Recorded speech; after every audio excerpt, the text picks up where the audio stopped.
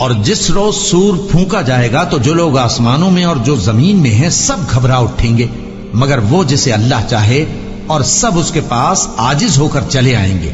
اور تم پہاڑوں کو دیکھتے ہو تو خیال کرتے ہو کہ مضبوط جمے ہوئے ہیں، مگر وہ اس روز اس طرح اڑتے پھریں گے جیسے بادل۔ یہ اللہ کی کاریگری ہے جس نے ہر چیز کو مضبوط بنایا، بے شک وہ تمہارے سب افعال سے باخبر ہے۔ جو شخص نیکی لے کر آئے گا تو اس کے لیے اس سے بہتر بدلہ تیار ہے، اور ایسے لوگ اس روز گھبراہٹ سے بے خوف ہوں گے۔ اور جو برائی لے کر آئے گا تو ایسے لوگ اوندھے منہ دوزخ میں ڈال دیے جائیں گے۔ تم کو تو انہی اعمال کا بدلہ ملے گا جو تم کرتے رہے ہو۔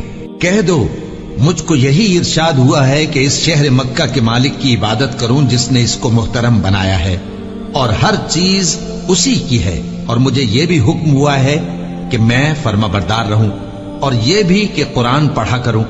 اب جو شخص راہ راست اختیار کرتا ہے تو اپنے ہی فائدے کے لیے اختیار کرتا ہے، اور جو گمراہ رہتا ہے تو کہہ دو کہ میں تو صرف خبردار کرنے والا ہوں۔ اور کہو کہ اللہ کا شکر ہے، وہ تم کو عنقریب اپنی نشانیاں دکھائے گا تو تم ان کو پہچان لو گے، اور جو کام تم کرتے ہو تمہارا پروردگار ان سے بے خبر نہیں ہے۔